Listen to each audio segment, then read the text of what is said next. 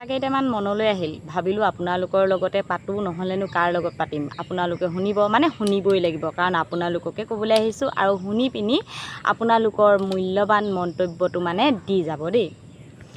মোৰ ল'ৰাই ব্ৰেণ্ডেড কাপোৰ পিন্ধে, মোৰ ল'ৰাই ব্ৰেণ্ডেড জোতা পিন্ধে, ব্ৰেণ্ডেড ঘড়ী পিন্ধে, ব্ৰেণ্ডেড টুপি পিন্ধে। মোৰ ল'ৰাই এইবোৰ জেগাত থাকিব নোৱাৰে, বেয়া জেগাত থাকিব নোৱাৰে। মোৰ ল'ৰাই পকা ঘৰত থাকি ভাল পায়, মোৰ ল'ৰাই কেঁচা ঘৰত থাকি ভাল নাপায়। মোৰ ল'ৰাই দামী গাড়ীত উঠিহে ভাল পায়, মোৰ ল'ৰাই সস্তীয়া গাড়ীত ভাল নাপায়। এই যে কথাবিলাক যে কৈছোঁ, এই অভ্যাসবিলাক কোনে গঢ় দিছে বাৰু? সঁচা কথা ক'বলৈ গ'লে এইবিলাক সঁচাকৈ মাক দেউতাকে বা আমিয়ে গঢ় দিছোঁ।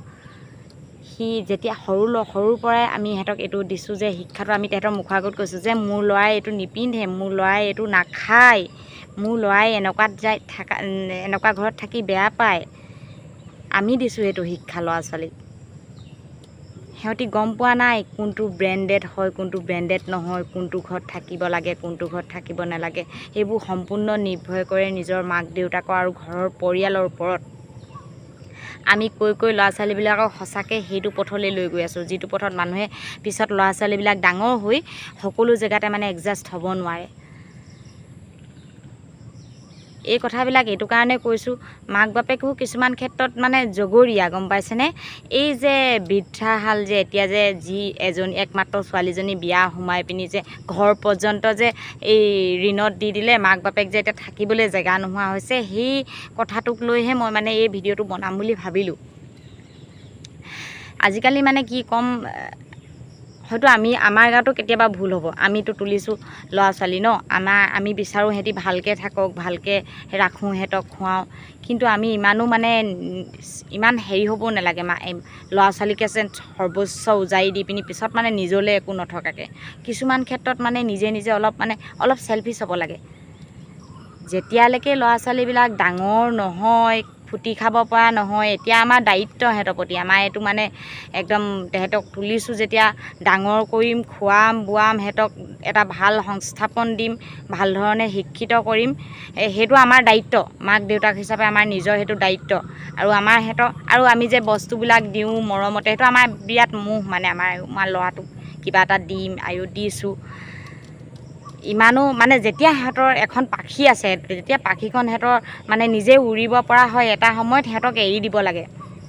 এনেকুৱা হ'বগৈ নালাগে পাছত যে নিজেই থাকিবলৈ জেগা এডোখৰ নাইকিয়া হ'ব, নিজেই ৰাস্তাত যে ফুটপাথত থাকিম, তেনেকুৱা নহয়। নিজেই যেতিয়া নিজৰ ভৰিত থিয় দিব পাৰিব, আপুনি কেতিয়াও আশা নকৰিব আৰু নিজৰ মতে চলিবলৈ এৰি দিব লাগে। কাৰণ নিজে যেতিয়া নিজৰ ভৰিত থিয় দিব পাৰিলে নিজৰ মতে জীৱনটো আগুৱাই যাব লাগে। তাত বেছিকৈ হাকা বাধা কৰিবই নালাগে, কাৰণ নিজৰ কাৰণেও কিবা এটা থ'ব লাগে। সময়ত মানে নিজেই খাবলৈ খুটিবলৈ নোযোৱাকৈ এনেকুৱা অৱস্থা কৰিব ল'ৰাই কেতিয়াবা মানে ভাবিব নোৱাৰে। ভাবিছে নেকি আপোনাৰ মোৰ ল'ৰা ছোৱালীয়ে কি বা হ'বগৈ, কি বা কৰিবগৈ, আমাক বাৰু সুখত ৰাখিব বুলি ভাবিছে নি? হয়তো সুখত ৰাখিব নোৱাৰিব পাৰে, কিছুমানে ৰাখিব পাৰে, সকলোৱে কথা কোৱা নাই। চব একেই নহয়, যেনেকৈ 5টা আঙুলি সমান নহয়, সকলোৱে মনবোৰ সমান নহয়। কিন্তু কিছু ক্ষেত্ৰত মনটো মানে এনেকুৱা লাগে যে মাক দেউতাকসকলক এনেকুৱা কৰিছে, সৰুৰ পৰা তুলি তালি ডাঙৰ দীঘল কৰি ভাল বস্তুটো খুৱাই পিনি, ভাল কাপোৰ পিন্ধাই পিনি, ভাল ঠাইত ৰাখি পিনি, ভাল শিক্ষা দি পিনি, এতিয়া অৱশেষত কি কৰিছেগৈ? যোনে তেওঁলোকক এখোজ আগুৱাই যাবলৈ শিকালে, তেওঁলোককে ভৰিটো ভাঙি থৈ গুচি গৈছে। এনেকুৱাও হ'ব নালাগে। সেইকাৰণে কিছুমান ক্ষেত্ৰত মানে মাক বাপেক হ'ল বুলি মানে অকণমান চেলফিছ হ'ব লাগে, নিজৰ কথা চিন্তা কৰিব। অকণমান বৃদ্ধ বয়সত যাতে আপোনাক অৱহেলা কৰিব পৰাকৈ মানে এৰি থৈ যাব নালাগে। আপোনাৰ নিজৰ পইচাই নিজৰ দৰৱকেইটা কিনিবলৈ, নিজৰ পইচাই নিজে বেমাৰটো দেখুৱাবলৈ, নিজৰ খোৱা খাদ্য বস্তু নিজৰ পইচাই যাতে নিজে কিনি পিনি ল'ৰাৰ নোকোৱাকৈ ৰাখি থ'ব লাগে। নিজৰ ল'ৰা ছোৱালী হ'ল বুলি সৰ্বোচ্চ ইমানো উজাৰি দিব নালাগে। এনেকুৱা যাতে নহওক, সেইকাৰণে কৈছোঁ দেই কথাষাৰ।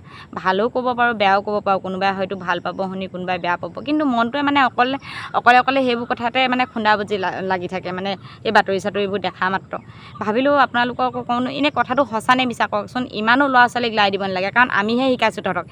এটি ব্ৰেণ্ডেড কাপোৰ পিন্ধাইছোঁ, সিহঁতি লাষ্টত এটা সস্তীয়া কাপোৰ পিন্ধিবলৈ মন নকৰিব।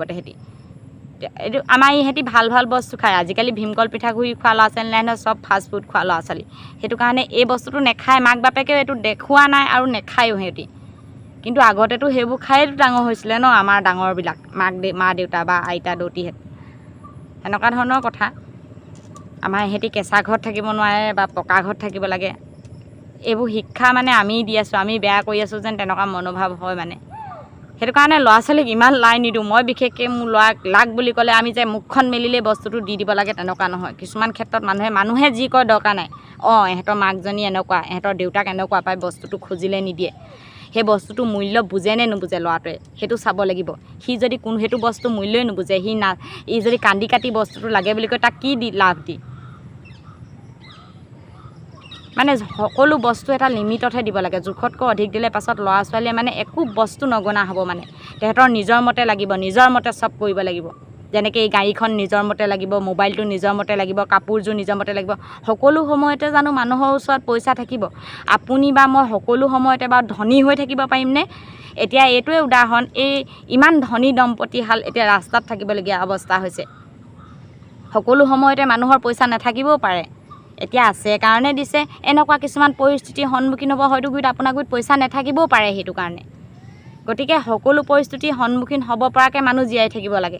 মানুহে ইমানো সকলো সৰ্বোচ্চ উজাৰি নিজৰ বুলি দি নিব, কাৰণ গাৰ নোমডালেই মানুহৰ শত্ৰু আজিকালি।